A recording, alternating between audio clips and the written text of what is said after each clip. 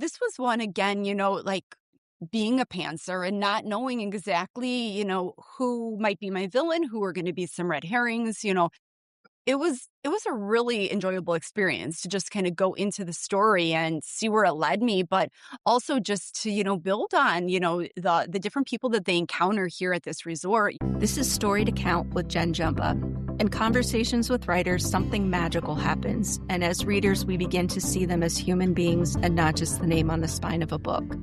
My hope is through these conversations, you learn about their craft, them as a person, and you'll become like me, fiercely loyal once you read their current book, entire backlist, any future book, or any book they blurb.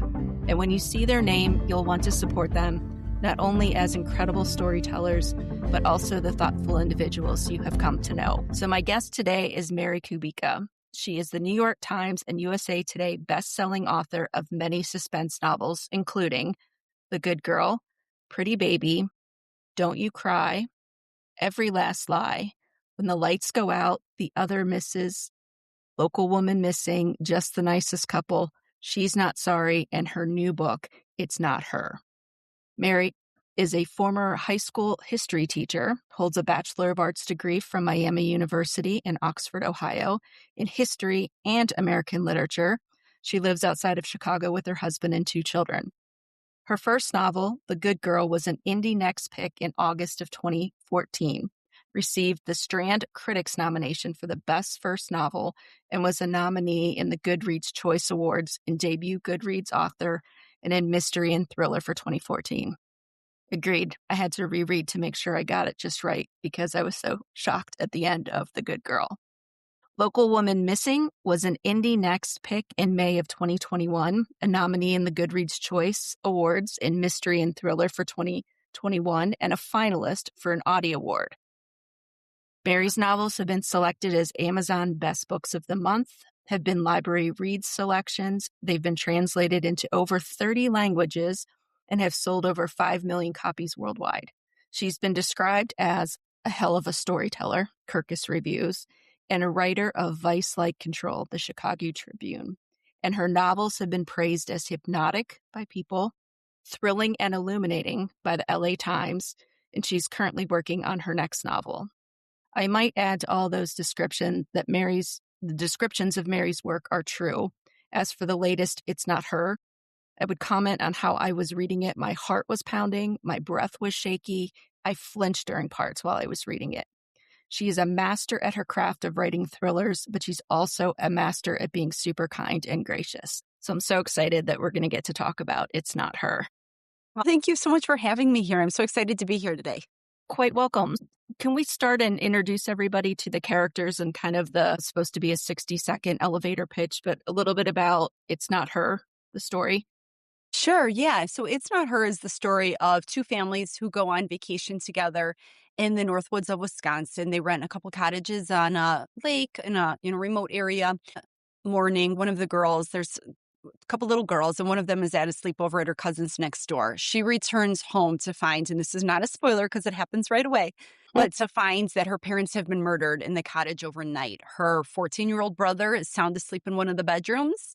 He slept through the whole thing, and her 17-year-old sister is missing. And, nobody knows if the sister, her name is Reese, might be another victim or if she's had something to do with this. So that's where the story begins. It's told from the points of view of Courtney, who is the surviving aunt. She was in the cottage next door at the time of the murder. She's one of our narrators, and she is, doing everything in her power to protect the remaining family, but also to find out who killed her brother and sister-in-law and figure out where her missing niece is.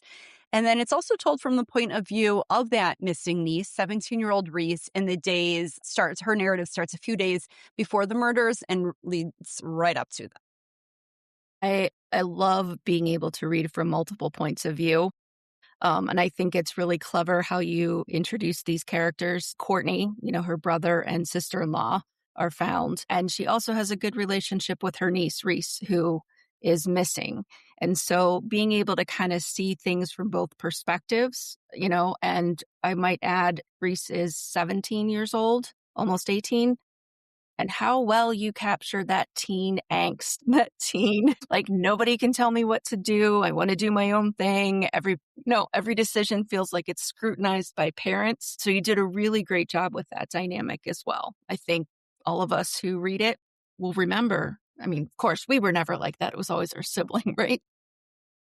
Right. Of Right. course. Yeah. I really wanted to. I have a daughter that's just a little bit older than Reese. So it was probably about Reese's age when I was writing it. So I was able to draw on, some attitude and conversations and, just things that I witnessed in my own home at the time. And Reese is that defiant, sassy, 17-year-old. But on the other hand, I didn't want to make her so over the top that she was not believable. So there's also a very vulnerable side to her too, which, Mhm. I think it's just, what it is being a teenager these days. They're so vulnerable. And I think that what they show on the outside does not often mask what they're feeling on the inside or, doesn't mirror what they're feeling on the inside. And, that defiance and that, desire to be independent and get that freedom from their parents and all that comes across, but I think that they're still very young at heart on the inside and just wanting to be loved and fit in.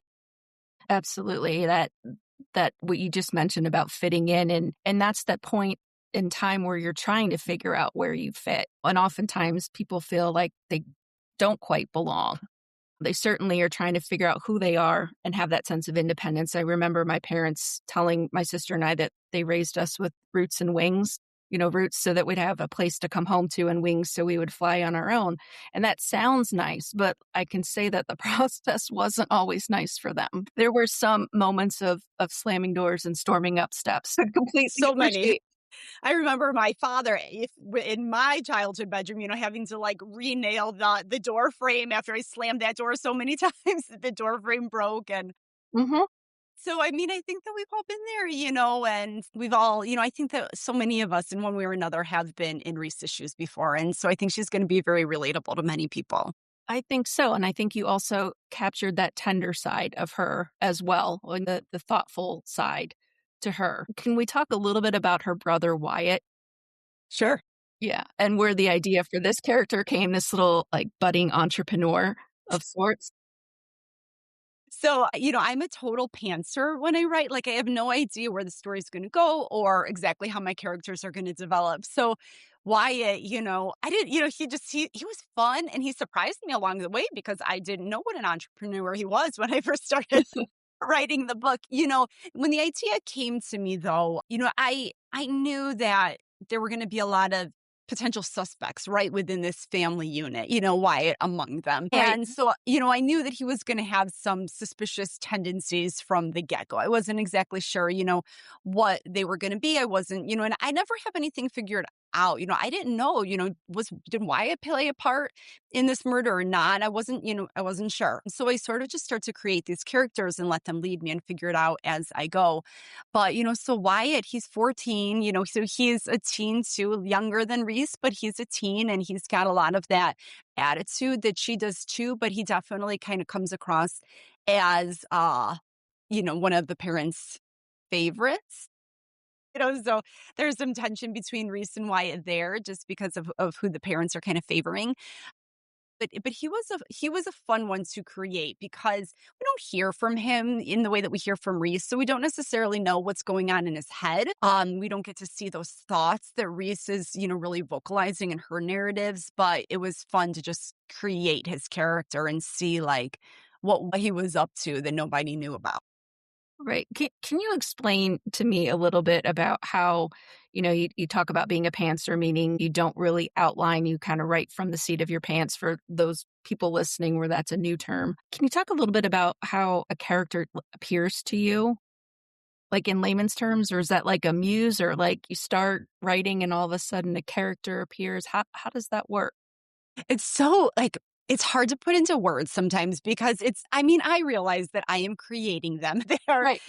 products of my imagination and all that, but it's really just the process of going into a story and I just, people will ask, what did you do to create these characters and things like that? Or I start my novels. I have my starting points. I Mhm. know kind of usually like what my mystery is, and I just dive in and start to solve it really, and I don't know where it's going to go, but I sort of take those steps that I think would be taken to solve the mystery. But in doing so, start to create my characters and introduce them to the reader. And so, I think it was in the moment that, we have this opening chapter that, Courtney hears a scream and she goes to investigate. It's a scream coming from the cottage next door and she goes to investigate. And as she's making her way over there, she's trying to rationalize, well, it's probably nothing, such and such probably happens. And in doing these, I'm trying to think, okay, who's living in that cottage? Who is in that cottage right now? And what might be these like not too bad things that could have happened that would have caused this scream. And so I start to just, sort of ask myself, like, who's in that cottage? Who lives there? Who is this family unit? And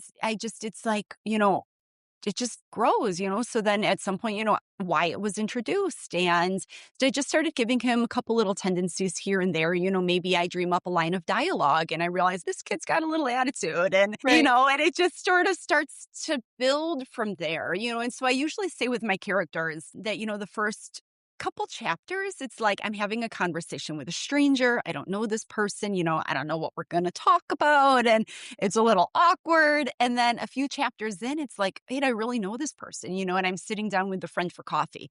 And now I know sort of how this conversation is going to flow. And I, kind of know what to expect from them. And so I love when that switch sort of happens just naturally, spontaneously during the writing process. And all of a sudden, I really get so much better handle on who this character is.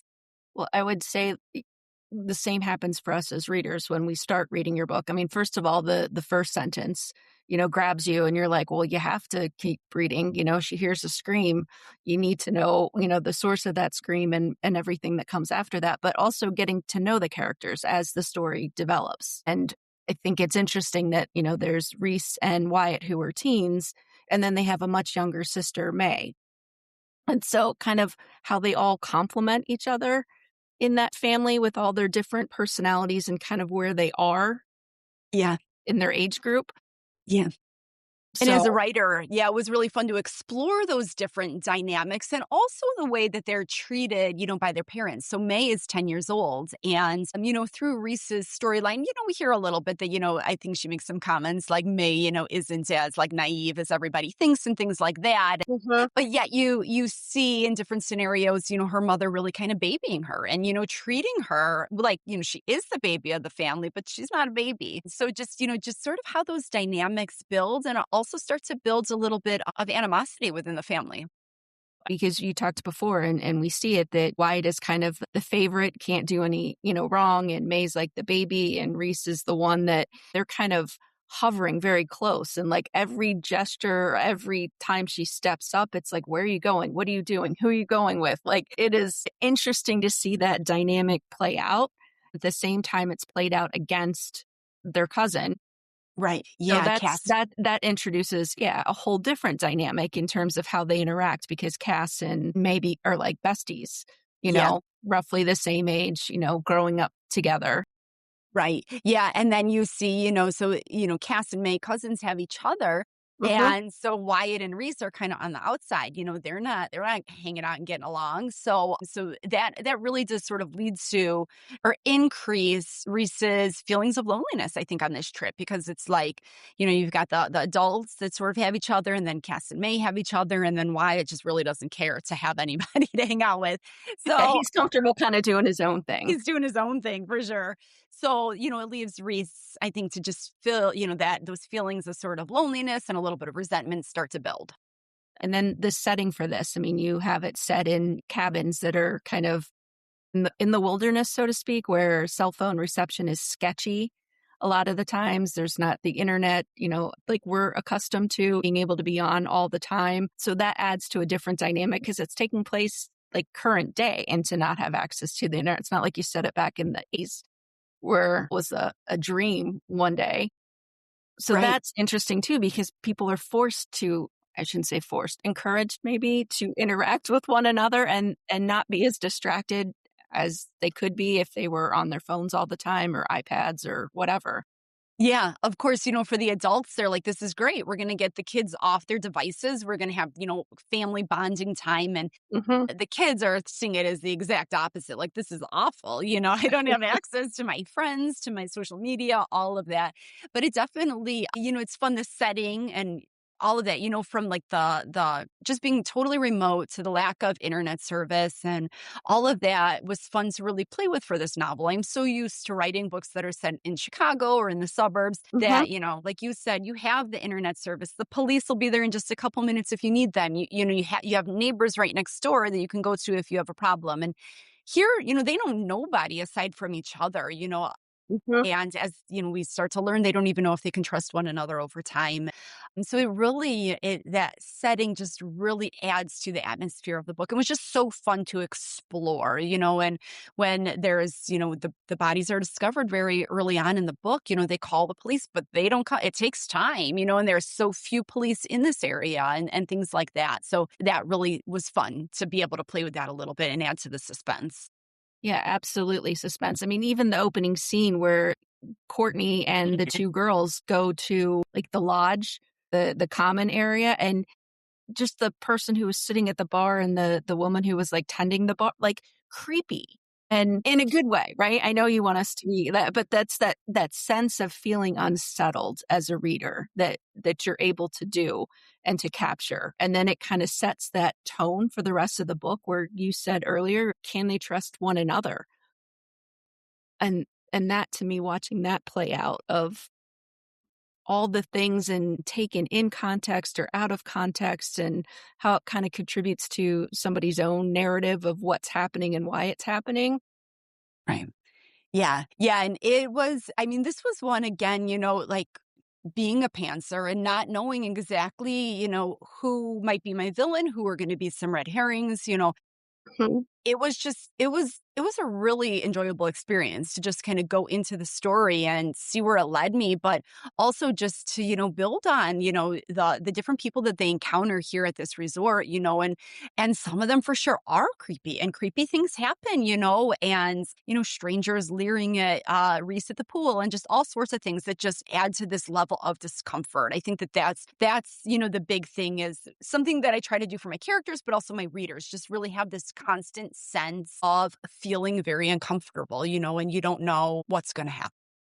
No, and when you think you kinda know what's gonna happen, you take the book in a different direction, which is really kind of fun as a reader. But that sense of unease absolutely is there from the beginning with she heard a scream and, yeah, it's gonna take hours for the police to get there. It's unsettling and in the best of ways, which is what you were looking to accomplish. And then you have it's being told from Reese's perspective. So you're seeing the interactions with her family and her cousins. Emily is the sister in law, best friend of Courtney growing up, who's telling the story. Her brother is married to Emily. So we're seeing those dynamics play out as well from Reese's perspective, which is really great. And talking about the difference between sisters, Courtney's kind of like the more go with the flow, whereas Emily's the Uber planner and things need to happen in this time. And when you're on vacation in a cabin, I mean, different if you're traveling versus vacationing. I think there's a little bit of a difference. Right. Yeah, she's definitely pushing a number of people's buttons. Like she is the Uber planner, and we hear from her a little bit, through Reese's eyes. We see those conversations as Reese sees them, but she's definitely, I think that she's frustrated.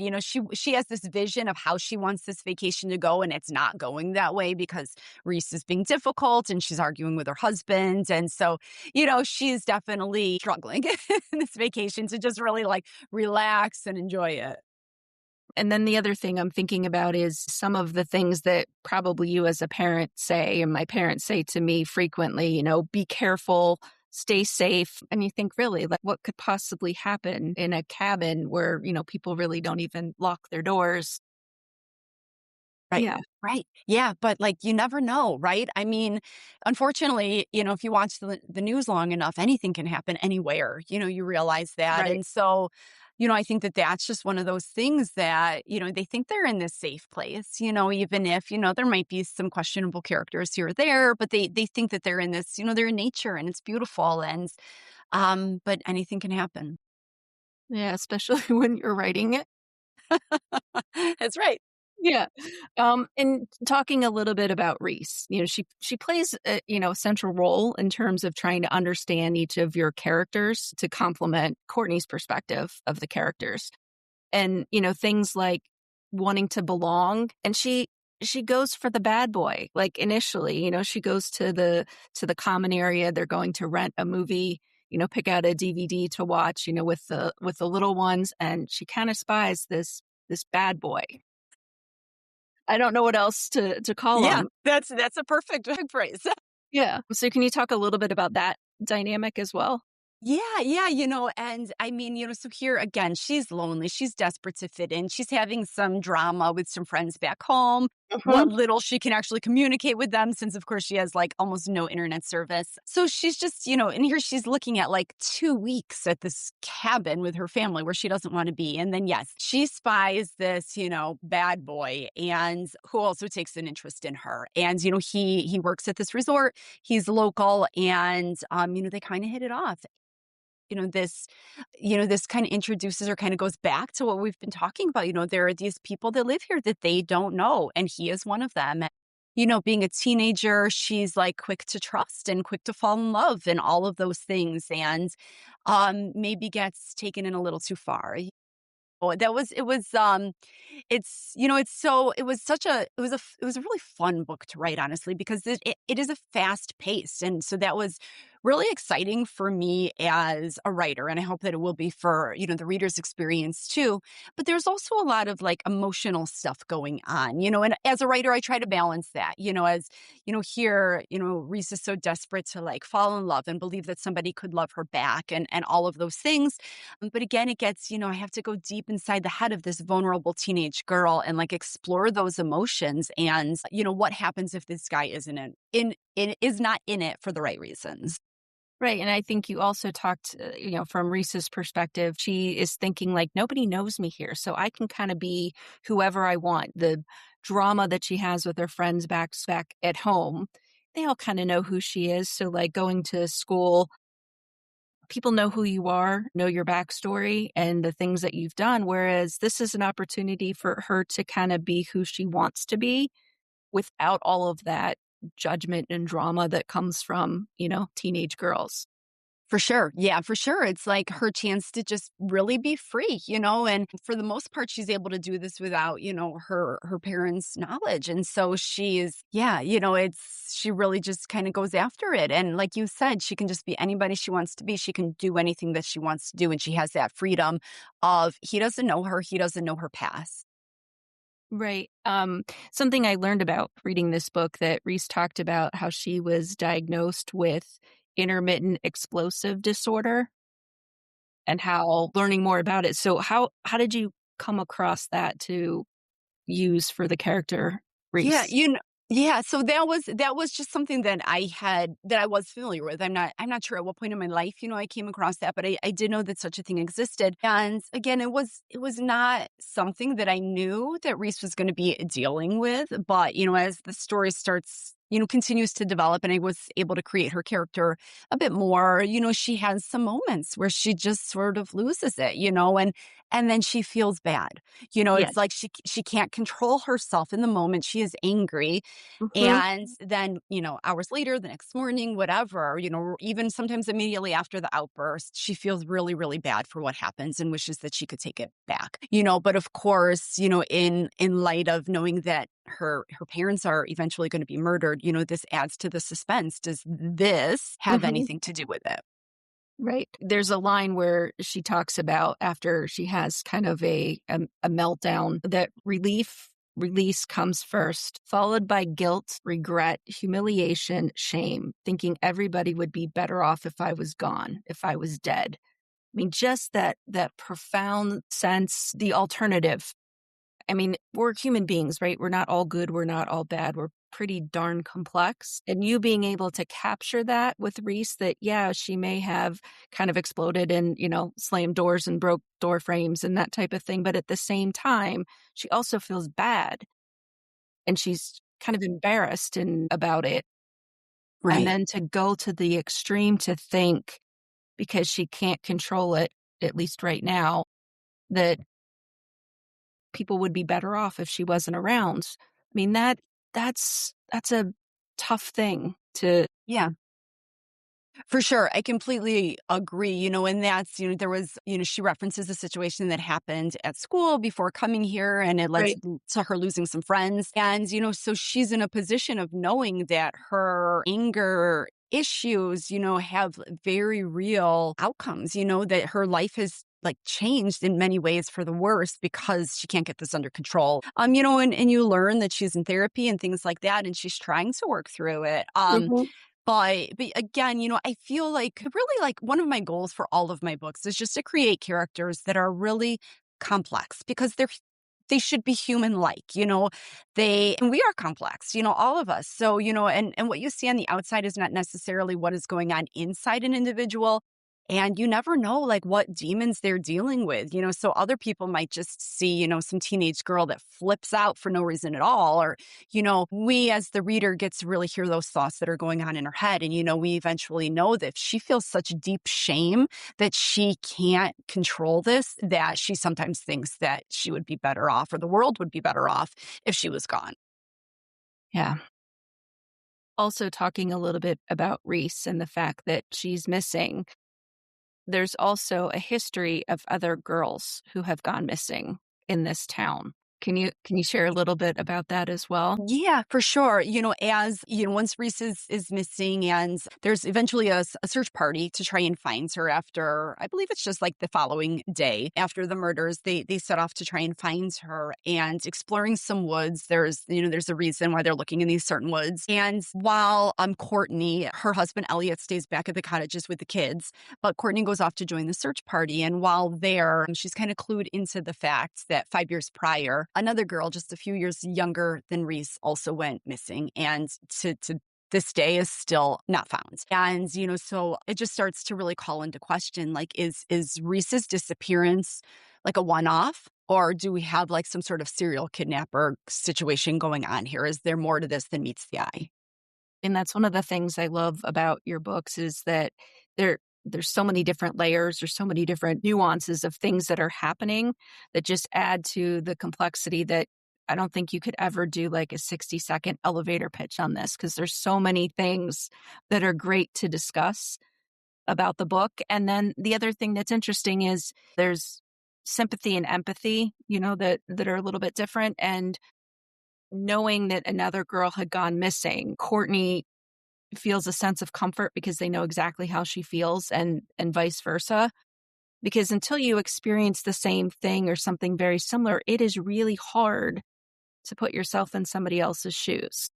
For sure. Yeah. It's the first time I think in the book that Courtney does feel like there's somebody out there that gets what she's going through because this girl, Kylie's parents, Sam and Joanna, are also part of the search party and Mhm. helping look for Reese. And they're kind of like in this moment, the only people in the world, or at least in this town, that can really, really relate to what Courtney's going through. So she definitely feels a connection to them and can lean on them a little bit to, to just know. But I think it's also a little eye-opening, because she sees the grief that they carry, knowing that their daughter has never come back. And so I think that, it's Courtney fears that that's sort of her future.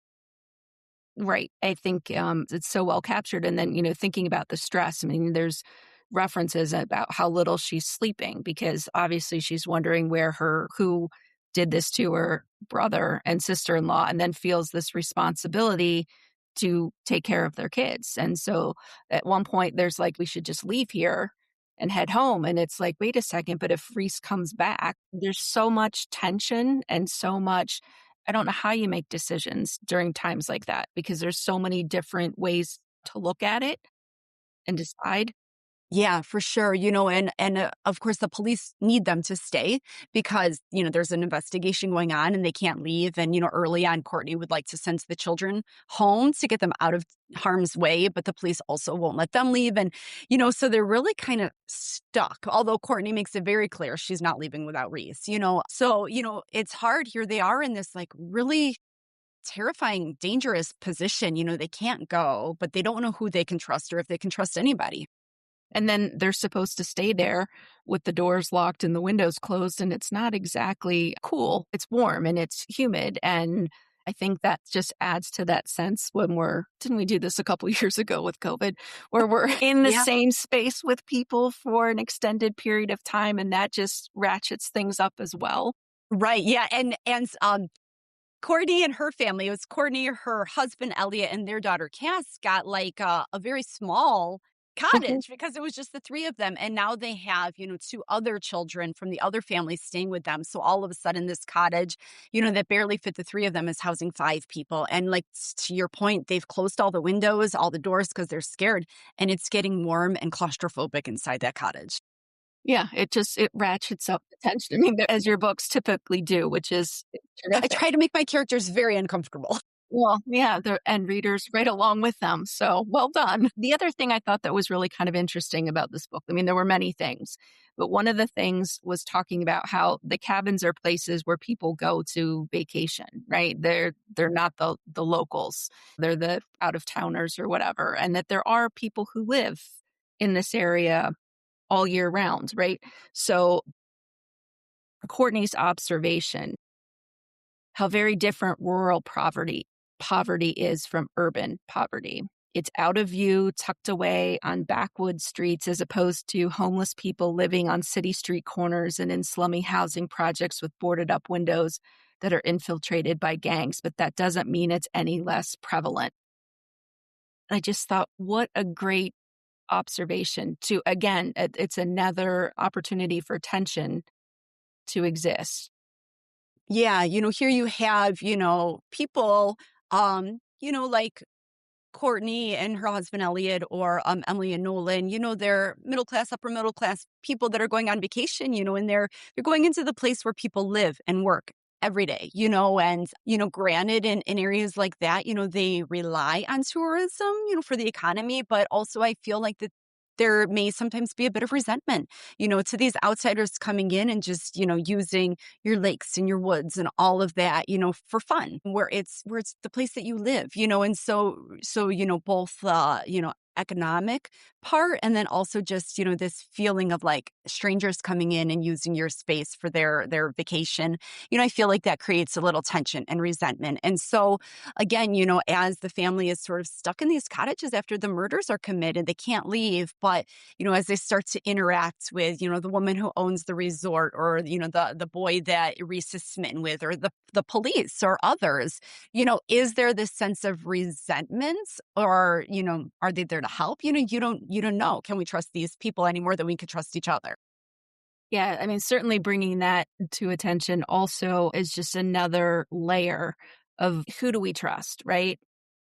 And how do you know when you can trust somebody and how do you know when not to trust somebody? I mean, we all talk about, the gut feeling, right? Your hairs on the back of my neck stood up, or, you get the feeling in your pit of your stomach that this is not, you know, Right. and it's right there on the page. I mean, this is like a serious situation, right? Her sister-in-law and her brother were murdered. Nobody knows by whom, right? Her niece is now missing.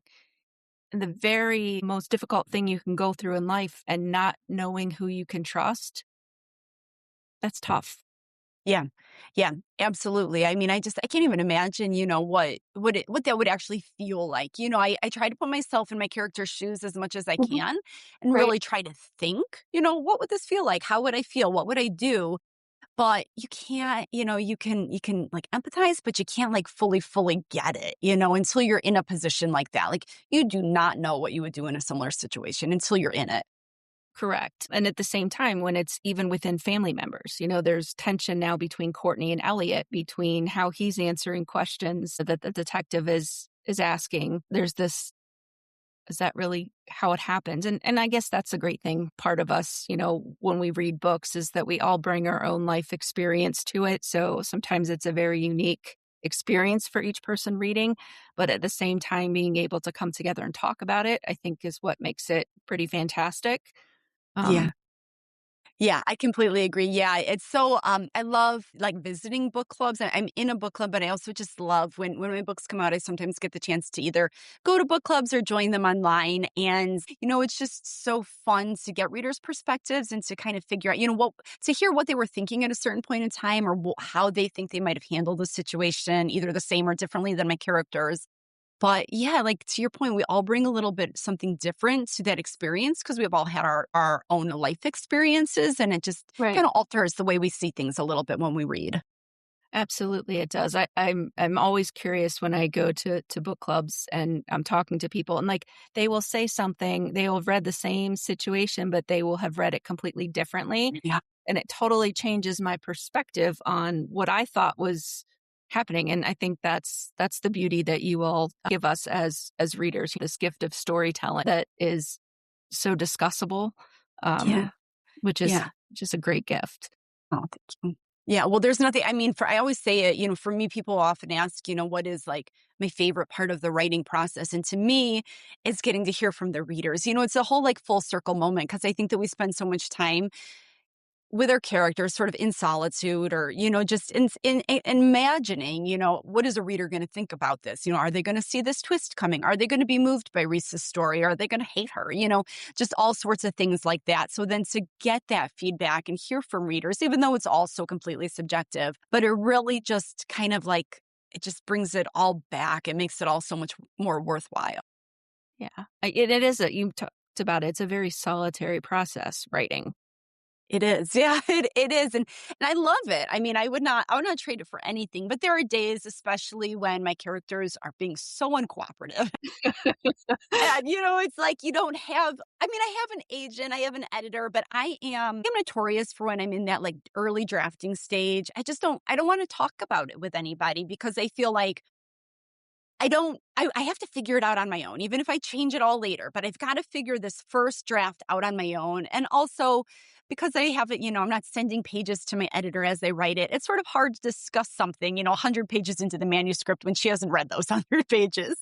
Even if I try and explain it, it's not the same as reading it. So I'm sort of on my own, self-inflictedly but during that drafting Yeah. stage, and so there are those days that it's like, "Oh my gosh, I don't," I feel really frustrated or just really stuck on something, and there's really sort of nobody to talk to. So those are the hard days. But then there are the days that I like go to bed at night and I'm an early morning writer. So there are the days I go to bed, I set my alarm for 5 a.m. and I am like it's Christmas morning. I can't wait to, get up and dive right back into my manuscripts.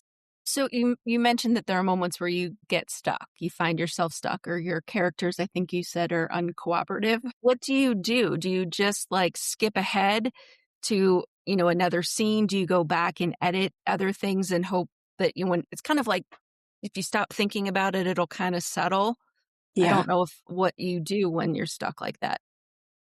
Yeah, I mean, my biggest thing for me is to just not stare at a blank screen. Like, I feel like that just makes me more and more frustrated and it isn't going to help the ideas come. So I'll usually just be done writing for the day. I'll go about my day. I will clean the house. I'll do laundry. I'll go for a walk. I'll go grocery Mhm. shopping, whatever I need to do.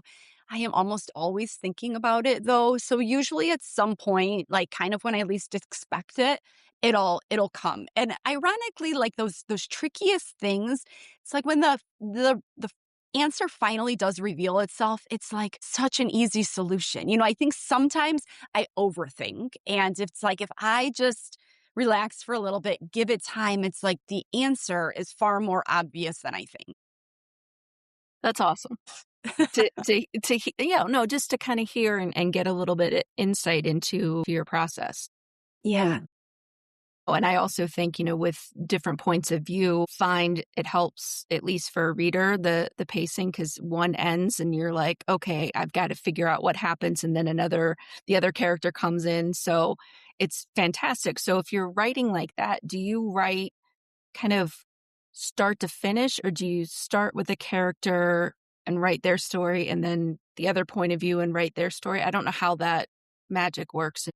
Yeah. Yeah. So I do I think the second option. I write one narrator at a time. So Okay. I wrote and this was something that I started with my very first book, The Good Girl, and it was out of necessity. There was, I think, 3 narrators in that book, but there was also 2 different time frames. So, some of the narrators we were hearing, like in one time, and then we were hearing them again at a different time. And it was getting to be just too much for me to keep track of, for one, but also to keep their voices sounding unique. I felt like as I was going chapter to chapter, everybody was just becoming like a hodgepodge of me, and they weren't themselves. And so I thought this isn't working. I'm going to take just one of these narrators in one point of time and I'm going to write their story. And then I'm going to set it aside and I'm going to do the next.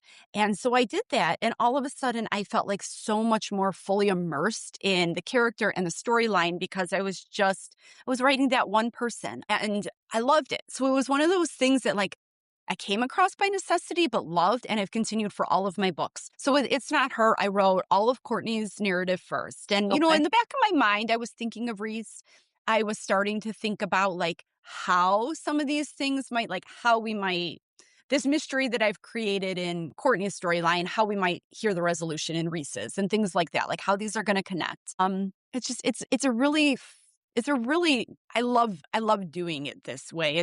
I feel so much more settled in the manuscript. I feel like my characters can be that much more developed because I'm not like, like a 40-year-old woman and then a 17-year-old girl. And, I just feel like Right. I can be one with that narrator at a time. Yeah, I think it gives the character depth when you're just focused just on their perspective. And then I have no idea how you decide, Yeah. which So goes then I where. just start like sometimes I just do it on the computer. Sometimes I print it out. So it's, I have those hard copies right there and I'll start putting it together. And that's like things have to move. Sometimes we're a secret is being revealed way too soon in one of the narrators. So I realized, this chunk of information is going to have to get pushed back or things like that. But it's actually a really, really fun experience when I have, I'm reading them initially just as like just Courtney or just Reese. So then when I put it back together and I can read the entire manuscript, it's really exciting to see sometimes, the way those like twists and cliffhangers especially kind of fall into place. And I do know as a reader, there are times that you connect with one narrator more than another. And you might think like, oh, I want to skip the Courtney chapters just to get to Reese. So I try hard to make them both storylines equally as propulsive. And also, this was a tip that my editor gave me like probably 10 books ago. She said, end every chapter on a cliffhanger. And if I could tell every suspense author in the world, like, do that because, your goal at the end of a chapter is that your reader keeps reading, not that they put the bookmark in and set it aside. Yeah, bookmarks are for quitters. Yeah, no, so that's exactly what happens with your books. It's when I pick it up, I'm like, okay, I have to make sure like the laundry's done, I've grocery shopped, all the other stuff, because I know nothing will get my attention when I pick up a book because I just absolutely have to know what's going to happen. These mini Thank you. cliffhangers, it's terrific. Thank you. Thank you. And Yeah. it doesn't have to be like earth shattering, but No. just something that leaves the reader wanting more, a question that needs resolution. And I know we talked a little bit earlier about the fact that there's not a great internet connection here, but one of the things that your book also talks about is social media. Trying to figure out if it's a good thing, it's not a good thing. I am so glad I'm not growing up in the era of social media. I have no idea how my nieces are doing it. No. Challenging. Absolutely. And my daughter is 20 now, and she will tell me now, that she wished she never would have gotten on it, when she did. And, of Mhm. course, it's hard because as more and more kids are getting on it, there's the pressure to join, but it's also just how you stay connected, so you're like missing out if you're not on it. But I mean, people can be ruthless. I think that we see it too, like in our adult lives, the things that people will say online because you're not saying it to somebody's face. And it's just, Yes.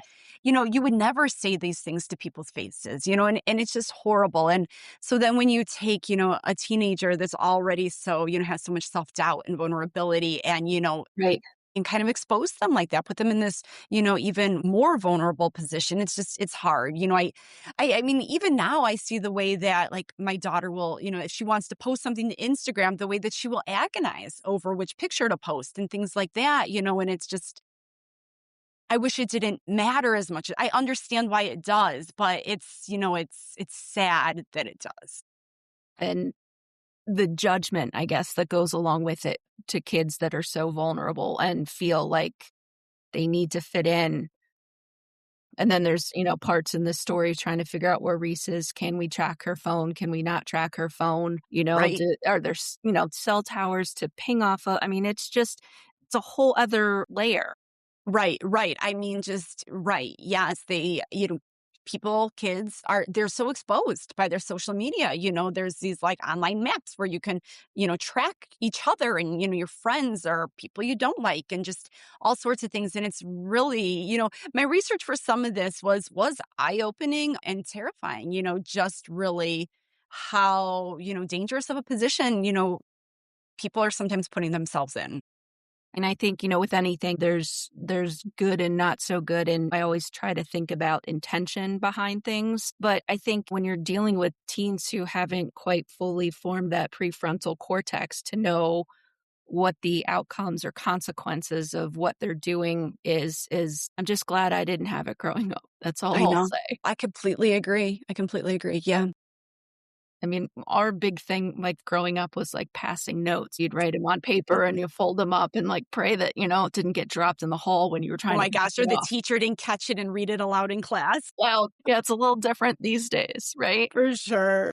So, the other thing is wanting to talk about your book is just crime in general, and how awful things happen and how people will justify their actions, right? I think is always kind of surprising to me. Yeah. And being Yeah. able to read and see inside, some of the characters and see their perspective of other people, I think is helpful. So it's not just the what they did, but kind of why they did. Yeah. I'm like a big believer that there aren't that many like just psychopaths out there.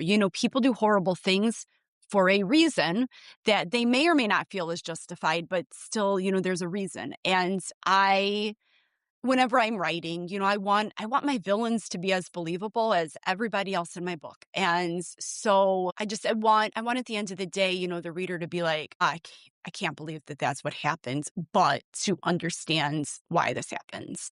Right. I've read every single one of your books, and I don't think I've ever hated a character. And I think part of that comes from the fact that you give us the ability to understand that character, which I think we should all do in life in general, is try to understand why people do what they do and not just judge on the action alone. Right. Right. Yeah, I completely agree. Like, yeah, it's so hard to talk about without like venturing into spoiler territory. But, Yeah. yeah, I do. I completely agree. Just, there's as awful as they are, there are oftentimes reasons for, that horrible crimes are committed. Um, this is so interesting. I could talk to you for a whole lot longer. Time absolutely flies. So we'll go to storied end, final 5 questions, because we know the bad boy has a tattoo. If you were to get a tattoo, what would it be? I have one actually. Do Let's see. you really? Can you see it? It's a cardinal. Yes. So I've got it. Check. Okay, Yeah, there I you go. love cardinals. My grandmother, she loved cardinals, so it was just very, very special to my family. And I got the tattoo. Everybody got a different one, but we were on a family vacation with my mother, my sisters, my nieces, my dog. Well, the whole family, but all of us girls went and Not got in it. cabins No, in the we were in wilderness. Florida. Right. Very cool. Okay, so what is the most unusual thing a reader has asked you? Oh, that is such a good question. That is such a good question. I don't know that I've been asked anything like truly bizarre. I'm a big animal lover, and my foster cats, I volunteered at a shelter for years. I was at a book signing event once, and there was a reader there that had her cat apparently in the car, and she wanted to show me. I declined. Politely. I will say, speaking of the book and nods to things, nice nod to Robbie Gould, by the way. Yeah, Chicago Bears kicker, he played at Penn State. Yeah, yeah, go bear. it's exactly right. Okay, the next question. What is one movie that you can watch over and over and over again? Oh, Shawshank Redemption. I love it. Oh my gosh, I never get sick of it. It moves me every single time. Cry every time. Have you been to the Mansfield Reformatory where it was filmed? I have not. Have you? Like an hour south of me. If you ever want to Okay. go, just let me know Yeah, we'll go. because it's pretty darn cool to see. Okay. Yeah, that sounds good. I would love Kind that. of creepy too at the Yeah, I same can time, imagine. but it is a stunning, stunning building. Who would you rather be friends with? Anne Shirley, Green Gables, or Joe March from Little Women? Joe March. I mean, they're both good choices. I Joe March, I'm particularly I love her writer self. I love her like strong self, but Yes. also my daughter is a theater person and she played Joe March years ago at her high school. So I have a really strong connection to Joe March. I think she's a fabulous character. Little Women is like one of my all-time favorite books, so is Anne of Green Gables. But I read recently that Louisa May Alcott, that was her voice coming out because she really didn't want to write Little Women. She was kind of told that this is what people want to read, and that's part of the reason where that voice of Joe came, which I think is fantastic. Yeah, that is amazing. Yeah, random stuff you learn Yeah, as I a love that. librarian. Final question, what song would you always include on a road trip playlist? Oh my gosh. So again, I'm sorry, going back to my daughter and we listen to so many show tunes. So that's I don't know what it is about show tunes. I think that they're so like you can sing with them, and they Yes. always keep me awake on road trips. So if it's not the Hamilton soundtrack, then it's probably like the Waitress soundtrack, which I realize is not a song, but entire soundtracks. But those seem to be the two that we're always listening to in the car. Yeah, Hamilton, absolutely. Waitress was one of my favorite things. I had no idea it was going to be as sad as it was when I saw it, but I absolutely loved it. I There's loved it too. writers have the ability and permission to kind of break my heart and then kind of try to put it back together and then break it again, try to put it back together. But yeah, and Sarah Bareilles, her voice, Oh my gosh. amazing. Incredible. Incredible. Absolutely. So, a huge thank you to those of you who are listening. And Mary, thank you so very much for spending time talking to me about It's Not Her, which just published last week. And to find out who else is visiting, go to storytocount.com. I'm Jen Jumbo with Story to Count. Thanks for having me.